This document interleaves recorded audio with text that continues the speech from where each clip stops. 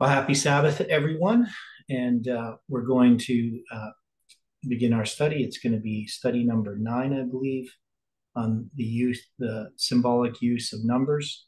Before we begin, can you join me in a word of prayer?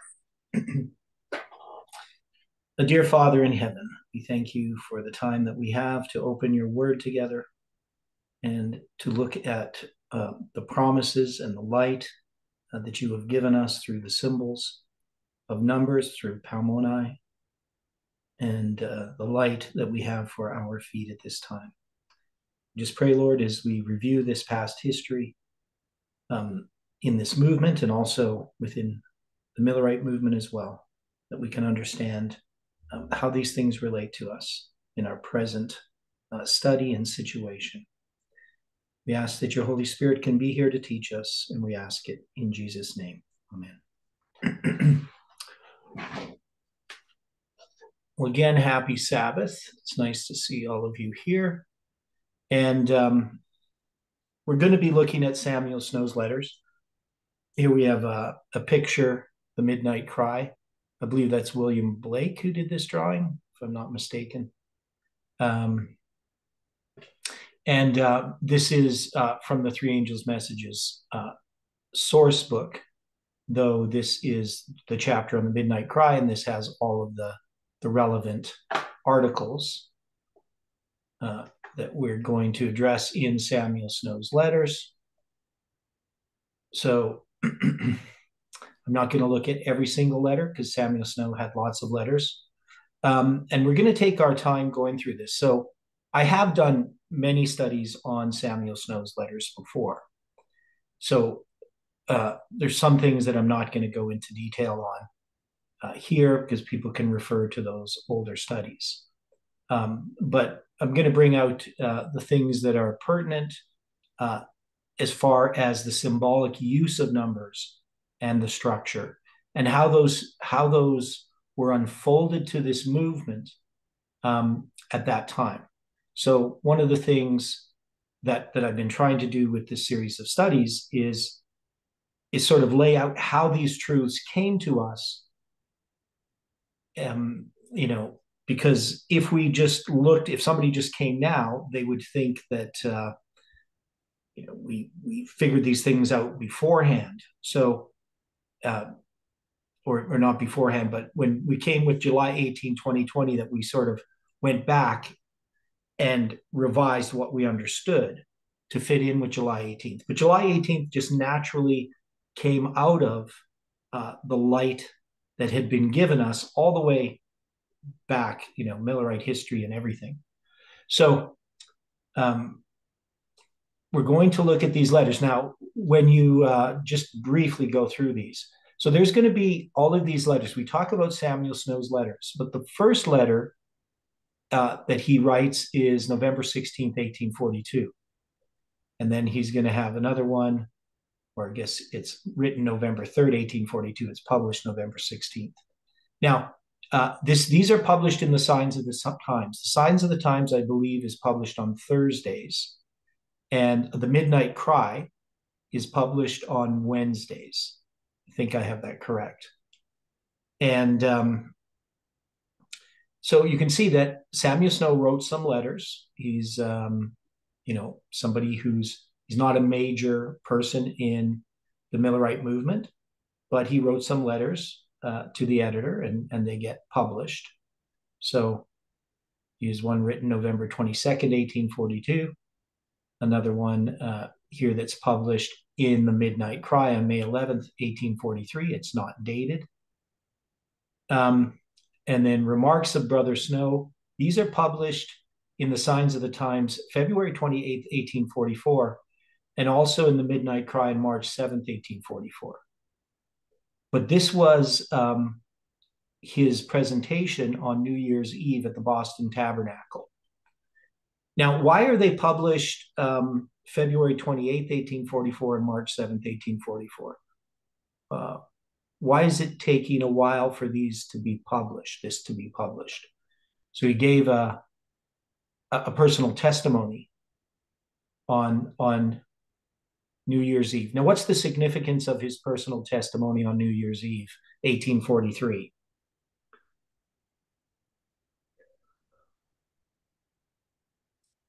So he's going to give his personal testimony. Why is that significant that it's given at that time?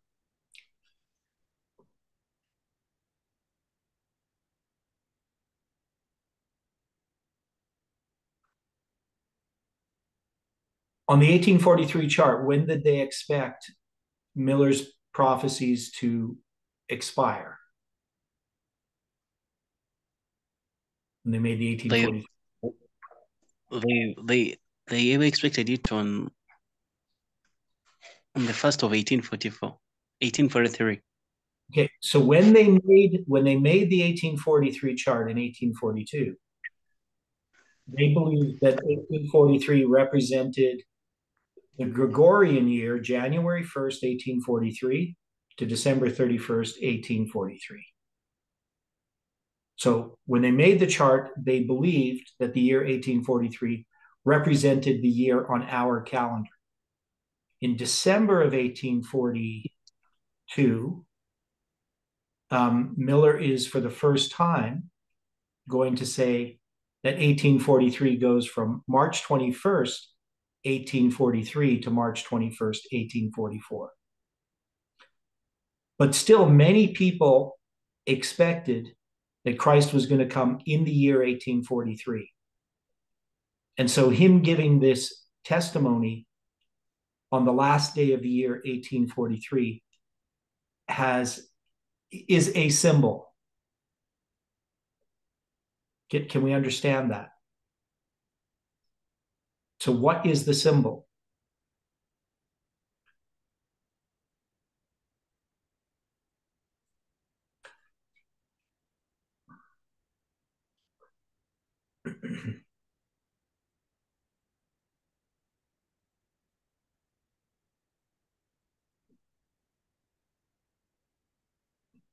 Come again? What is the symbol by Snow presenting on the last day of the year of 1843, his testimony? What is the symbol? What is it symbolizing? The last day of the year 1843. Okay, so Iran's saying it's similar to the 31,102 verses in the Bible. How is that? What Iran? Because I don't understand that. So it's just related to December 31st. The number is. Okay, so 3, 1, and 1, 2, just ignoring the 0. Okay. Now, can we say that there is a parallel between the last day of the year 1843 and the last year of the Jewish year 1843 that ends on April 18th, 1844?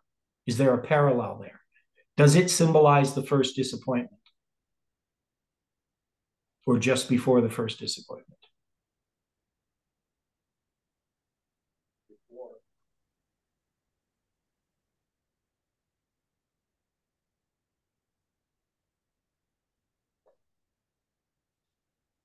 So we can say it's a symbol, because remember, Samuel Snow is going to write a series of letters. He's first going to begin the most significant one out of all of his letters is going to be the first letter on February 16th, 1844. That's published on February 22nd, 1844. But we can't ignore the fact that he gave his personal testimony on December 31st, 1843. And on January 1st is when he decides, because he had already figured this out before, that Jesus is coming back in the fall of 1844 and not in the spring. So, in a sense, for Samuel Snow, it's his first disappointment. And then we know that his last letter is published on July 18th, 1844, and it's going to symbolize October 22nd, 1844. It's going to symbolize the great disappointment. So, in some ways, we can take Samuel Snow's letters all the way back to his testimony on New Year's Eve. Does that make sense? That he's typifying the Millerite history. Because one of the things we talk about with Samuel Snow is that Samuel Snow is not a person in our history, but he represents uh, the movement. That is, he's typical of the movement. Okay, and on the first day of the first month, January 1st, he's going to decide that he's going to be committed to this mission of giving this message that Christ is returning in the fall on the 10th day of the seventh month. Okay, so in 2017, we're going to come to understand Samuel Snow's letters. Now, the first letter, the letter that we always knew of Samuel Snow's, is that's William Miller. Is this one published in the Midnight Cry, February 22nd, 1844? So I'm not sure how many people back in the past knew about Samuel Snow's, any of his letters, but this is the one letter I knew of before I knew of his other letters. I knew of this one. And this one is a letter to Brother Southard. Southard is the editor of the Midnight Cry. And the Midnight Cry is a publication owned by, is it Charles Fitch owns it, I believe, as well as the Signs of the Times. But it's a minor paper, and it's one that's further in the South. Not really south, but south of where they published the sign. So I'm not sure where they published it. I should know that information. But here he's going to give his first writing of his message, and there's a lot of mistakes in this writing. That is, he equates Artaxerxes as being the Ahasuerus of the Book of Esther. It's one of the mistakes he makes. He makes some mistakes as far as how he understands the calendar. He doesn't have in this one anything about 31 AD, so he doesn't have the midst of the week yet, which becomes a major part of his understanding.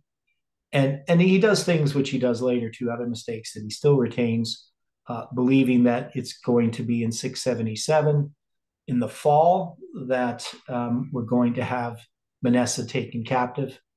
And there's no evidence of that. It would probably be in the spring, but it could have been in the fall, but it's most likely in the spring. So he's going to make all these arguments for the fall. He's still going to retain the chronology of Miller, having the creation of the world in 4157 BC. So things like that. And it's going to be written on February 16th, 1844. So I'm not going to go through the article in detail. And it's going to be republished. Okay, somebody had a question? Yes. Yeah. What was the real name of that first letter of 522? Because days back or sometime back we used to call it a chronology. I don't know, what was its general name? I'm not understanding your question. The chronology? What about the chronology? We used to call that letter generally that it was called chronology because that it was addressing the chronology. But is it right? Or if I'm to be corrected? Is the chronology correct? Or is it correct? No. Is the letter called chronology as its name? Because we have I see what you're saying. Yeah. So no, it's not called chronology. The letter is just, it's a letter to dear brother Southard. So it doesn't have a title, if that's what you're asking. Okay. Is that what you're asking? If that's the title of the letter or the article? Okay, it's not like others which are like the minutes of the week, the death warrant. So it's just someone knows first later. Yeah, so this one is just a letter to Brother Southard. Okay. Doesn't have a title. It's not an article. It's just a letter to the editor. Okay, and Brother Southard publishes it on February 22nd. Now it's going to be republished on April 3rd in the Signs of the Times. And that's going to be Joshua V. Himes. That's who it is. It wasn't Charles Fish. Joshua V. Himes. He's the one who owns these um, periodicals. Okay, so when they republish it, he says here, the following article from the pen of Brother Snow, we republish at his request from the Midnight Cry of February 22nd, 1844. We can find no period for the termination of the prophetic times, but the Jewish year 1843, reckoning from the dates where the best chronologists have placed their commencement. The 6,000 years cannot be shown to require any additional time for their fulfillment. The captivity of Manasseh, at which we begin the 7 times, is placed by chronologists in the Julian period 4037. That's dealing with the Julian day numbers. If anybody's interested why they have 437, 4037. From this point, 2520 years brings us down to the year of that period in 6557, which commenced January 1st, AD 1844. But there is nothing to show the time of the year of Manasseh's captivity. The 7th year of Artaxerxes, from which we date the 2300 days, began, according to Dr. Hales, BC 458 and ended BC 457. Doesn't say whether that's the spring or the fall. Being pinned down to the 4256th year of the Julian period. 2300 years from this point only extends to the year of that period, 6556, which ended January 1st, 1844. Our brother has made a mistake of 1 year in his reference to Dr. Hales and may have been misled by the diagram in Brother Hales' Watchman Last Warning. So Dr. Hales and Brother Hales are not the same person. There should be an apostrophe there. So that's Apollos Hale, his paper, The Watchman, Watchman's Last Warning, in which the same mistake was made. Also, the 1335 days have not been shown to commence later than AD 508. We therefore can find no time beyond the Jewish year 1843. And if there is any time beyond that, we can only wait for the vision a little while. That chronology may vary from the appointed time. While we therefore insert the article, we must dissent from our brother's conclusions. Now, I thought this was an extremely important point. So we have Samuel Snow. He's going to write something that they don't agree with, and they're going to publish it. And this is something that I think was a power of the Millerite movement. If they had had a centrist attitude towards Brother Snow, would the Midnight Cry ever have happened?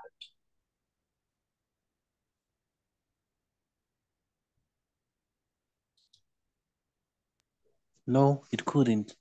No, right? So now it is true that there probably was a lot of prejudice towards Brother Snow, but somehow, in spite of that prejudice, his message got through. And we can say a similar thing with the message of July 18th. There was definitely a lot of prejudice against it. It was actually stopped at one point, but it eventually did go through. And so with this message, we can see it's published in the Midnight Cry, but it's going to be republished on April 3rd. And we're going to look at these dates and the significance of them. Okay. And that's going to be before the first disappointment. But after the end of Miller's, there is a disappointment actually connected with March 21st, 1843, because there was many Millerites who did not accept the idea that the Jewish year started 1 month later. And so when the Jews had observed March 21st as the first day of the first month on their calendar. There was many Millerites who left at that time. And you have other ones hanging on until April 19th. And then, of course, many leave at that time, right? There's actually many disappointments, right? The March 21st, April 19th, you could go back to December 31st. Some even had the spring of 1843 as a disappointment. And there was also in the fall of 1843 a disappointment connected with the 10th day of the 7th month. Because, and Samuel Snow was one who was disappointed. He believed that Christ was going to come back in the fall of 1843. And as he continued to study, he realized that it was the fall of 1844 that the prophetic periods ended.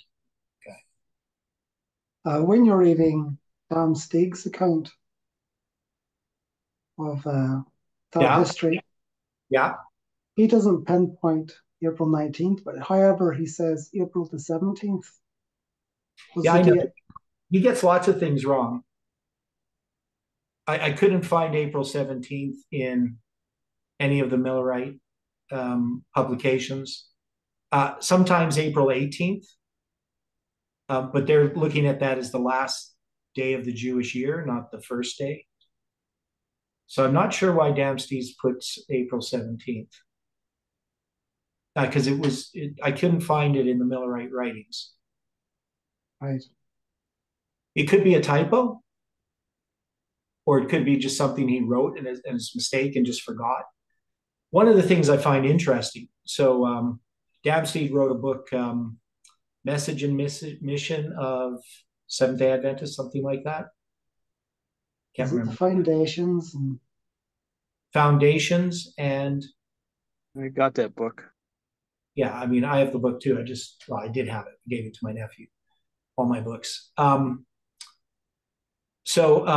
anyway, something foundations and something of Seventh-day Adventists. Anyway, it goes back to study Millerite history. There's a lot of mistakes in that book, and I wondered about it. And one of the things I can say is just that Millerite history was not meant to be understood until the seven thunders were unsealed. And that this movement understands Millerite history in a way that none of our historians have ever understood.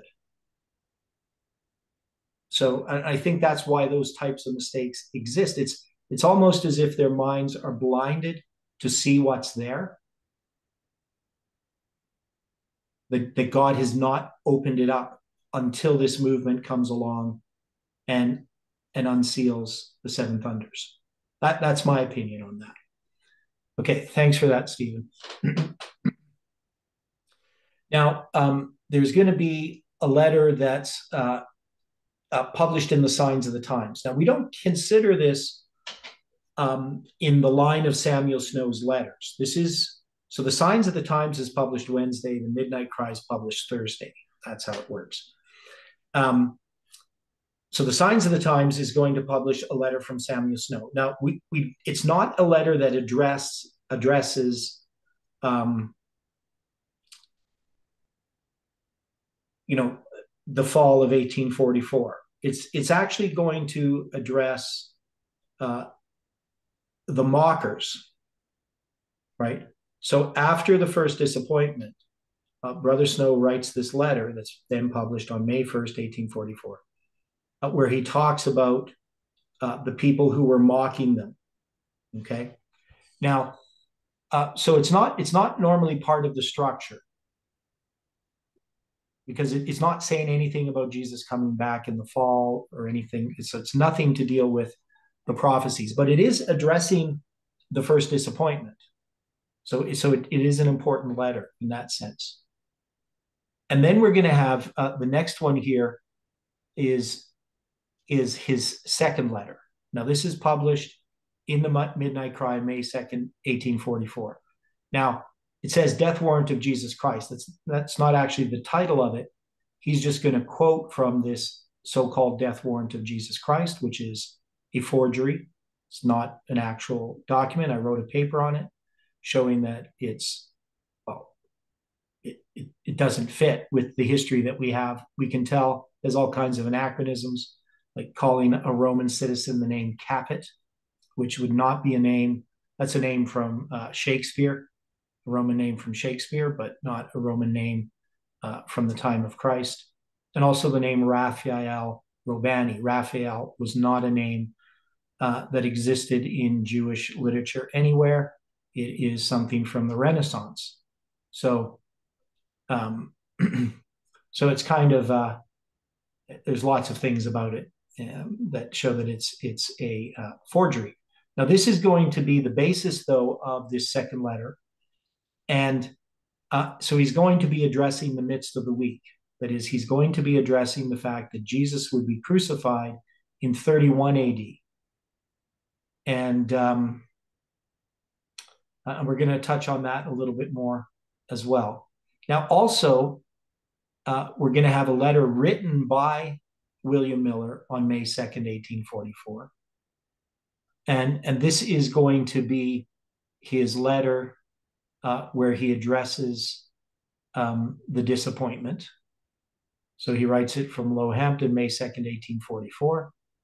Not sure when it's published. I just had the letter itself. And then we have another letter from Samuel Snow. This is his third letter. It's written June 22nd, which is Pentecost, and we'll look at that. And it's going to be published 5 days later in the Midnight Cry. And again, he's going to be addressing prophecy. And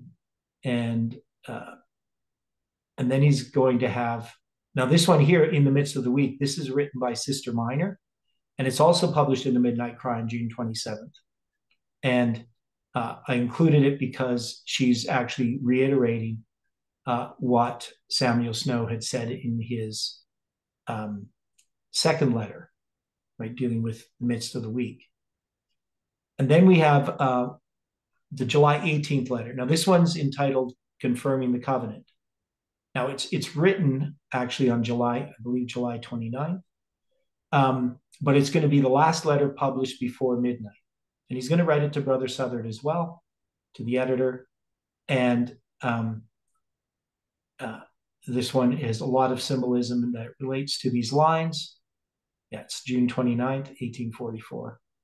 And then after he gives the Midnight Cry at Boston and Exeter on August 22nd, we're going to have the republication or the rewriting of his first letter of February 16th. And that's going to be called the True Midnight Cry. So he's going to correct many of the mistakes that were in his first writing of the prophetic periods and that they ended in the fall. So this is basically what he presented at Exeter. It's just going to be published on August 22nd. Now, there is another article that's published on August 22nd as well. So he has this, and then he's going to have, I don't know why it's not here. Why is it not here? There's going to be some other ones, September 19th. There is another letter. I don't know why it's not in here. I think, here it is. Prophetic Chronology. So this one's also published on August 22nd, the same date as the True Midnight Cry is. And often people just think it's the same thing. They see the date August 22nd and believe that this is the same idea. And here he's going to be dealing with the confirming of the covenant as well, dealing with the 70 weeks. So all these letters are important, but it's the structures of these other letters that we want to look at. So I'm going to go back here. So we spent some time going through the book of Ezra, 7 to 10.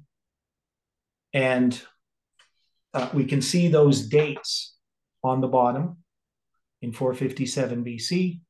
First day of the first month, they leave Babylon, Ezra does, and then he gets to the river Ahava and then leaves that on the 12th day of the first month, rise to Jerusalem on the first day of the fifth month, and we have this chiasm with Pentecost in the middle, in the 254-day periods. And then we had This one doesn't show the 3 days, but there's 3 days. And 3 days over here, in the center of that is going to be the Day of Atonement. And we can see that 457 relates to 1844, the chiasm there where we have the 5th day of the 4th month as the center. That's going to be Boston. And we have this 187 days. And we can see that this chiasm here relates to the center date of this chiasm, the 5th day of the 4th month. These are 54 days, which symbolize the 5th day of the 4th month. And obviously the 107 days represent the 10th day of the 7th month. So it represents Boston. We also are going to look at Ezekiel a bit more too in relationship to this, and some more stuff in Ezra as well. So we know that Ezekiel begins on the 5th day of the 4th month prophesying, and his last listed date in his book is chapter 40, which is going to be the 10th day of the 7th month. So we can see that Ezekiel and Samuel Snow have symbols that are attached to each other. We also know the prophecy of Josiah Litch, which we're going to look at as well. Not today, but we will look at the prophecy of Josiah Litch and how that relates to Ezekiel. So there's a lot of things that and we have touched on those, but we're going to touch on them as these things unfold. So remember, in 2016, I'm going to understand the connection between Josiah Litch and the prophecy of Josiah. That's going to be presented July 16th, 2016 at the School of the Prophets, even though it was a sermon that would have been at Lambert, except that the power was out over much of Arkansas, including the Lambert Church, but not at the School of the Prophets. And then in 2017, we're going to come to understand Samuel Snow's letters. So these things are all going to relate to each other. Now, early in 2017, I had gone to Eatonville, and Jeff was there. And I presented to him the chiasm dealing with the 10th day of the 7th month. I don't think I understood the one with the Pentecost in 457 BC. I might have just figured that out. I don't remember. And it was just, in between some of his presentations, I presented it to him. So at that time in 2017, I'm understanding more about 457 BC and these chiasms. And then what's going to happen in 2017 is that we know about the first letter, right? The February 16th one. But what's going to happen is we're going to start looking at these letters in more detail. Now, I believe it's Tabo who starts bringing up the subject of Samuel Snow's letters. It is a new idea called the prediction before midnight, the PBM. Now, this wasn't, Tabo didn't come up with this. I think it was Blessings who did. It was, anyway, somebody in Africa who came up with this, that there's this thing called this prediction before midnight. Now, this is never accepted by Parminder, but it is something that is discussed a great deal within the movement in 2017. And Tabo is the one pushing for it. And that is, they believe that there is a prediction made before midnight. So if we understand midnight from 2016, we have this understanding of this waymark of midnight, and we believe that midnight is going to come. We don't have attached to it Raphia yet, because that's not going to come yet. It's going to start, right? So in 2017, but in 2016, we don't have Raphia attached to midnight. So we have midnight early in 2000, I guess late in 2016, in December. We're going to have the symbol of Raphia, but it's going to be presented in Alberta on January 14th, along with Panium. And we're going to start attaching this to midnight in the midnight cry. But also at this time, we have this prediction before midnight being discussed. Okay. So there's a lot happening in the movement. Different voices from different quarters are sort of vying for attention to what they think is important. And this idea of the prediction before midnight starts to be discussed. Now, what we have is we have the February 16th letter, but Tabo is going to propose that the July 18th letter is the prediction before midnight. And when we look at these lines here, I'm just going to try to find.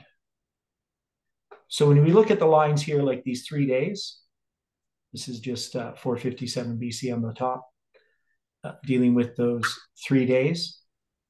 Tabo is going to start looking at the 3 days here. I'm just going to go to another chart where I got those 3 days all lined up. Yes. So he's going to use this 3 days at the river Ahava as a symbol of the prediction before midnight. He's going to use the 3 days of the butler and baker's 2 dreams as a symbol of the prediction before midnight. He's going to use some other periods of 3 days. So one thing is he's going to argue is that 3 days is a symbol of the prediction before midnight. Does that make sense? This 3 days. Yes, it makes. Yeah, okay. And then we have this letter, July 18th, and it's 3 days before midnight. So it makes sense that the prediction before midnight could be marked by the July 18th letter.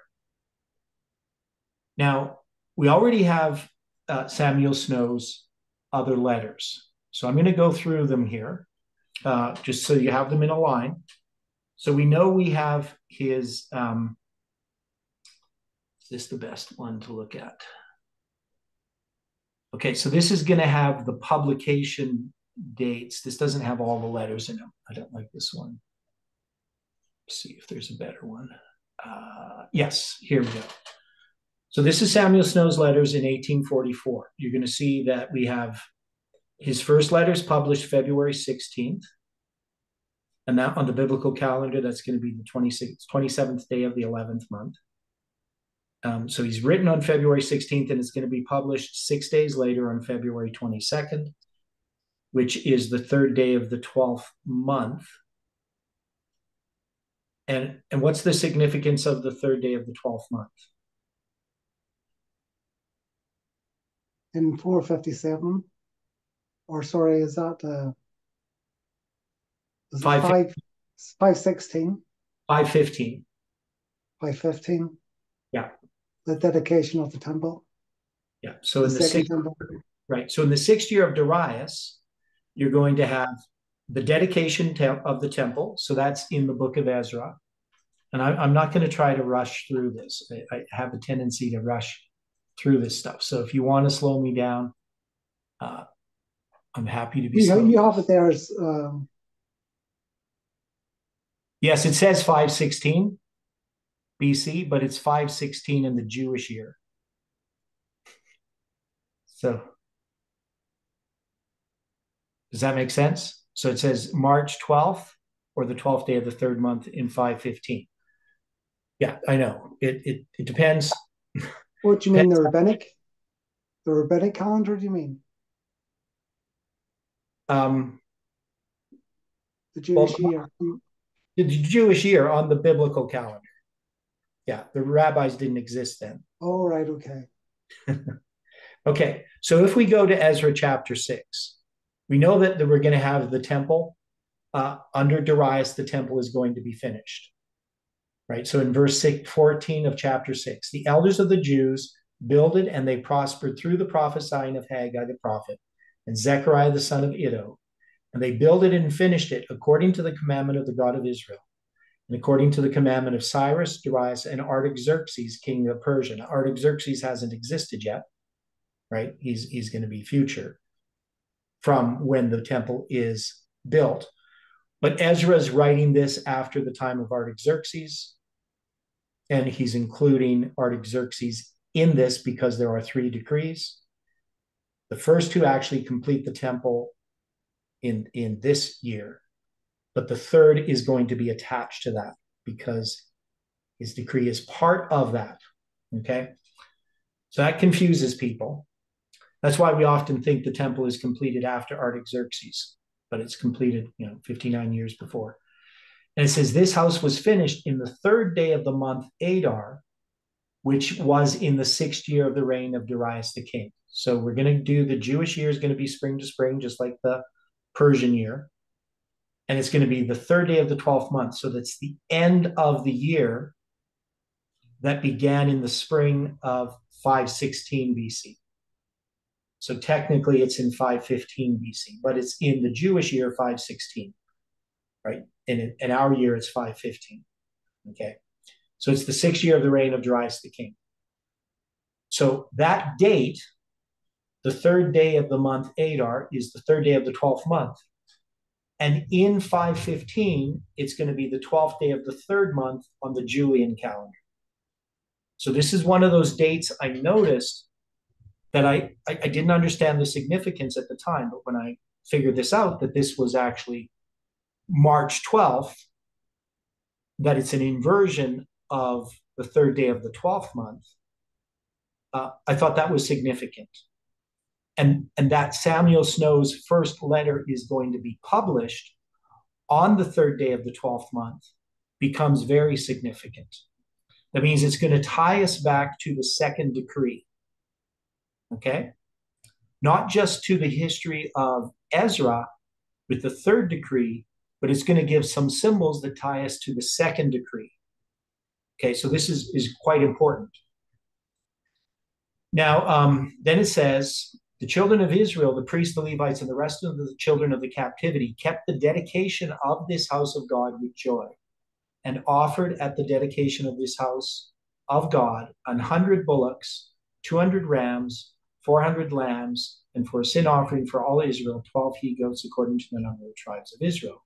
And they set the priests in their divisions and the Levites in their courses for the service of God, which is at Jerusalem, as it is written in the book of Moses, right? So they're going to dedicate the house. They're going to set up its service. And then it says in verse 19, and the children of the captivity kept the Passover upon the 14th day of the 1st month. The priests and Levites were purified together. All of them were pure, and killed the Passover for the children of the captivity and for their brethren, the priests, and for themselves. So they're going to keep the Passover.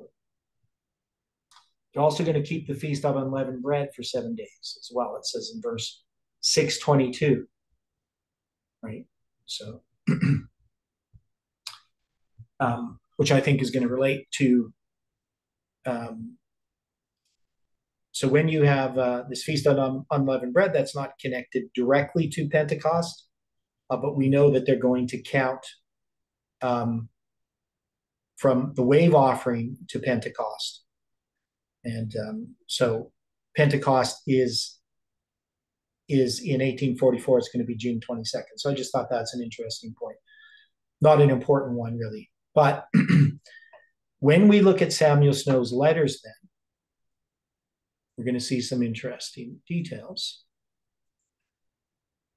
So Samuel Snow's letter is going to be written on February 16th. It's going to be published on February 22nd, right? And that's going to be the date of the dedication of the temple in 515. And then they're going to keep the Passover. His letter is republished on the Jewish Passover in 1844. That is, the Jews, because they're going to have March 21st as the first day of the 1st month. The rabbis and the Karaite Jews both observe March 21st as the first day of the 1st month in 1844, and they both keep the Passover on April 3rd in 1844. And that happens to be when his letter is republished. So that means we can take the dedication of the temple and the keeping of the Passover, and that's going to represent both of the publishings of his first letter. Okay? So one thing we start to notice with Samuel Snow's letters is that these are not just arbitrary dates that he writes these letters upon or publishes them upon. Now, he might have control over when he writes a letter, but he doesn't have control over when it's published. And they're going to be published in the Midnight Cry. And the Midnight Cry is published on the Thursday. So the first one's going to be published in the Midnight Cry on February 22nd. And the Signs of the Time is published on Wednesday. So it's going to happen that in 1844, that April 3rd is going to be the Passover, right? And that just happens to be the day that it can be published in the Signs. So I'm just going to look up here, 1844.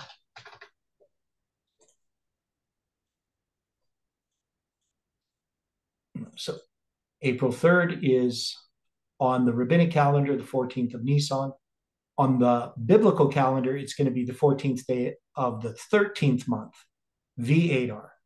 So the Millerites understand that there should be an extra month, a leap month in 1844. So then what's going to happen is Samuel Snow is going to have a second letter, right? So after the disappointment, about 2 weeks after, I guess, 3 plus 14. So that would be how many days? I'm just trying to figure that out. So that's 16 days. And then you got another 14 days to Passover. So the true Passover in 1844 is May 2nd. And that's when Samuel Snow's second letter is going to be published.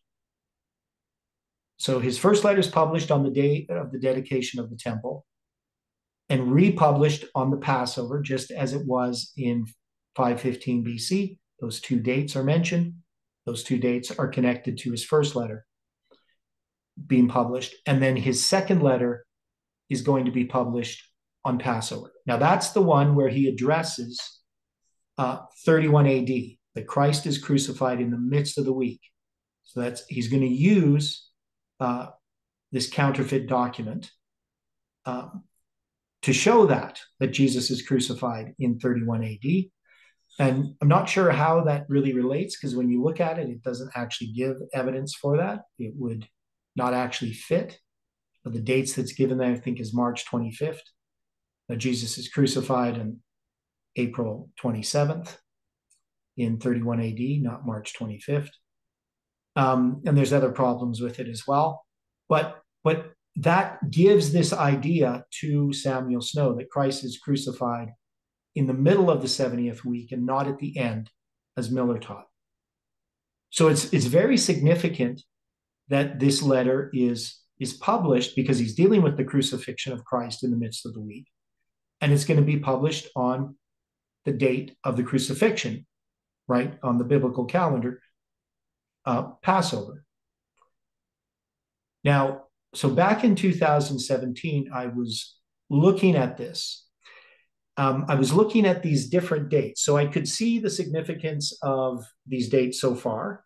I could see, well, we have these other dates that all make sense. And before I even go there, just looking at the 6th day of the 3rd month, the June 22nd date, that's going to be his third letter when it's written. And that's going to be Pentecost. And we had that symbol in 457 BC, the center of the chiasm. And then we have the July 18th letter. So this is just kind of having these main letters here marked and the dates. And that's going to be the 2nd day of the 4th month, because in the 5th day of the 4th month is Boston. So we got the 3 days there. So that becomes significant. I start to recognize that there is a structure here. So we have an argument going on in 2017. We have Dwayne Dewey, who is arguing that the prediction before midnight letter, here's what ends up happening. So the May 2nd one, that becomes the one, and I don't understand Tabo's reasoning. Now, so I got this wrong. Here's what happened. Tabo didn't actually know about the July 18th letter. So he was dealing with these symbols of the 3 days as a symbol of the prediction before midnight. And he found the May 2nd letter. And he was then arguing that the May 2nd letter is the symbol of the prediction before midnight. I'd forgotten that. So he's going to argue for May 2nd. So we know about the February 16th one. He's going to argue for the May 2nd letter. And I believe it's Tanya Beeman or myself who finds the July 18th letter. I'm not sure which one of us found that. So one of us found it. Now, I know I found the Pentecost letter, the June 22nd letter, and I know I found these various biblical dates. But I'm not sure who found the July 18th, but it probably doesn't matter. It's just, I'm just trying to remember. So one of the prejudices about the July 18th letter, even though it had the symbol of 3 days, which is a symbol of the prediction before midnight, Tabo rejected the July 18th letter as the symbol of the prediction before midnight. He wanted it to be the May 2nd letter. Okay? Now, this didn't really make much sense to me. I didn't understand the conflict going on in 2017. I know while we were at the camp meeting in Alberta, Jeff was there, and Dwayne Dewey was doing a presentation on the July 18th letter that summer. So it would have been, I believe, in August in 2017. And Jeff heard about what Dwayne had said about Tabo. So obviously Dwayne Dewey didn't get along with Tabo at that time. And so there was sort of this infighting going on regarding July 18th. Now, so after the summer, so I can't remember when it was. It might have been September, maybe October. I was still studying these letters. And I'm trying to think. No, it had to have been in the summer. So I must have figured this out earlier. Don't know when. Because I remember I presented this in the summer. In August, I presented this. Trying to remember. I know I presented it in Edenville in the summer of 2017. So I'm trying to remember how that worked. I need to probably go over some of my old notes, figure out exactly when things happened. So what I noticed anyway is that we had this July 18th, this May 2nd, but I didn't know what to do with the February 16th date. So we have February 16th because the 27th day of the 11th month didn't mean anything. I couldn't find it as a symbol anywhere. So I went to bed one night and with this on my mind, and I was dreaming, and sometimes happens in a dream, whether it's, I believe it's God's intervention, but God had me have a dream to solve a problem, right? So it's not like you have to believe it because I had a dream about it. You can believe it because it's true. It's just I didn't notice it. And what I can say is my intellect did not discover it because I wouldn't have thought of doing this. But in my dream, I was doing all kinds of fanciful things to try to get February 16th to fit. It was quite a surreal dream.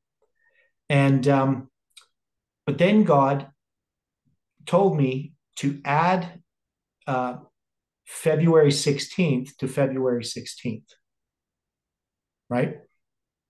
So if I take February 16th, that's as a symbol, it's 2 months and 16 days, right? Yes. So I'm going to take 2 months and add it to February. And that would bring me to April 16th, right? And then if I add 16 days to April 16th, that's going to bring me to May 2nd, right? So it's 2 months and 16 days from February 16th is May 2nd. And then God told me to do it again.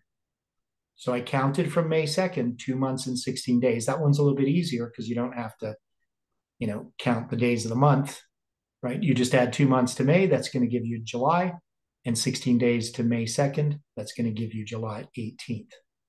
So what I noticed is that there was a chiasm in in this history. And my argument to try to reconcile Tabo and Dwayne Dewey together is to say these are all a part of a unit that is the prediction before midnight.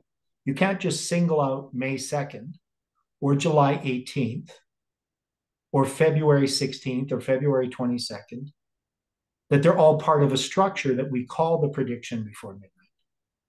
Does that make sense? Yeah, it seems to tie everything together. It says that this message of Samuel Snow's is the prediction before midnight. Now, the idea then is that this movement is going to make a prediction before midnight. And I believe that this movement did. I believe July 18th is that prediction before midnight. July 18th is the last date of this structure. And so in 2017, on September 23rd, 2017, I presented at Lambert Church because I did a whole study of dealing with Samuel Snow's letters and Ezra and all those things in 2017 at the School of the Prophets. And then I was asked to do the sermon at Lambert Church on September 23rd. And I say that July 18th is the symbol of the prediction before midnight, but that the prediction before midnight contains all of Samuel Snow's letters. And that the 3 days before July 21st, before midnight, is going to be represented in our history in some way, right? And I wasn't looking at time. I wasn't looking at time setting back then. I just said it's a symbol, right? It's a symbol of the prediction before midnight. And July 18th is a symbol of that. I didn't know that we were going to make July 18th as a prediction, that we were going to predict anything on July 18th. So somebody looking at this as this history was unfolding could just say, well, you did this, Samuel Snow's letters because you made the July 18, 2020 prediction, right? If they don't understand the order in which things unfolded to us, they can't really understand the significance of it. So we have this chiasm. What's that? So it was way before that point. Yeah. So, I mean, it's going to be a year later, that we're going to have, in November of 2018. So this is in September of 2017 that I talk about July 18th as a symbol of a prediction before midnight. But we're not going to make the prediction of July 18th until November of 2018. Now, it's also interesting that when I do that on September 23rd, 2017, that's going to be 777 days before November 9th, 2019, which, of course, I would have no idea about November 9th back in 2017. I had no control over when I'm going to speak at Lambert Church. I have no idea about July 18, 2020. So the significance of that 777 days before the 777 days of our structure, I think is just amazingly significant. And also what that symbolized, because that was a failed prediction. September 23rd, 2017 was the Revelation 12 sign prophecy. It was supposed to be fulfilled on that day. That, the Christians were supposed to be raptured away or something was supposed to happen. 1,260 days were supposed to begin, or, all these different kinds of ideas. But the point is, in Samuel Snow's letters, we have this structure. Now, one of the things that disappointed me is that God was speaking to this movement that instead of fighting over which date is the prediction before midnight symbol, that they were both right and that we should have been united. That obviously didn't happen, right? There's no reason to argue which date is more important, May 2nd or July 18th. And I know Tabo held a lot of resentment because people would say to him, well, Theodore's right about the July 18 date, right? With the 3 days there. And even though Tabo had talked about the symbol of the 3 days, he still continued to reject July 18 as a symbol of the prediction before midnight. Sad. Yeah. so we should recognize that God is trying to use truth to unite us, not to divide us. And it doesn't matter who found what or who said something first. Those don't make that person any more special. God uses whoever he will to reveal light. And so I didn't really understand the fighting that went on. And it ended ultimately in Dwayne Dewey leaving the movement in 2018. And partly because of how he was being treated by Jeff.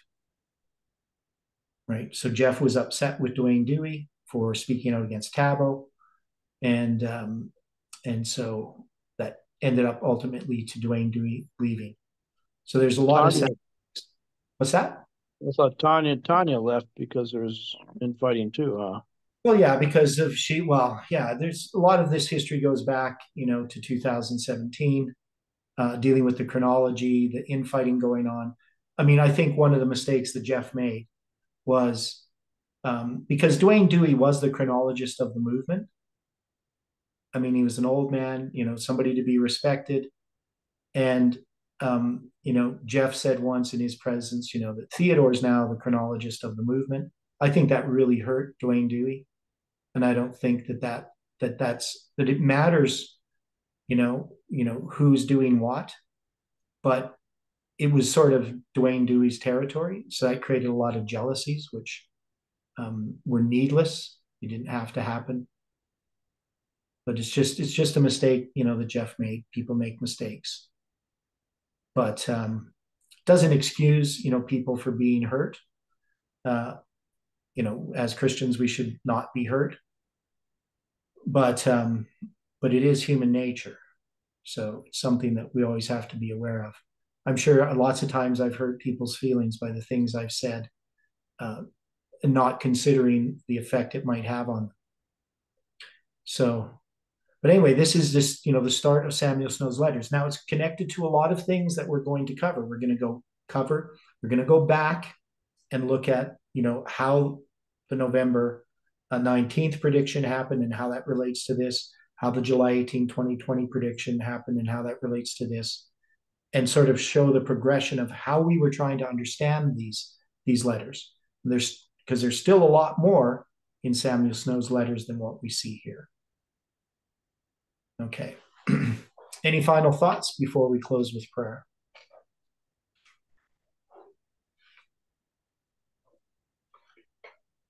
And also, if anybody has any questions, you can always write them on the video on YouTube when you watch it. If anybody's who's going to watch it that isn't here right now, or even if you're here, you can always watch it again and write a question or a comment or something that you noticed. Just write a comment or question on the WhatsApp or. Well, I like it on YouTube. I like it right on the video in YouTube because then anybody who's watching the video will see it. If you do it in the Facebook, then not everybody's going to see it. But if anybody watches the video, they'll watch it on YouTube because that's what it will be. So that means everybody can see it. So I always prefer the comments to be on the YouTube video itself, not in WhatsApp or not in, if you're commenting on the video. I mean, people can ask me questions in WhatsApp, but I like when they're on the video themselves. Okay, let's close in prayer. Dear Father in heaven, we are so thankful for the light you have given in the past, and even this light which was given to us 7 years ago regarding Samuel Snow's letters and the prediction before midnight. And I know, Lord, that many of us don't understand these things. We have a partial knowledge of them. And even my memory of these things is fading a bit. And so, Lord, I just ask that as we continue to study the past history, that we can see clearly how you have led and that we can see things that we didn't notice before. And so we just ask, Lord, that you can be with us through the rest of the Sabbath. And we pray for the study tomorrow morning and throughout the week. And we ask, Lord, that our characters can be changed, that we can heed the counsel of the true witness to the Laodiceans. And we pray this in Jesus' name. Amen. Thanks.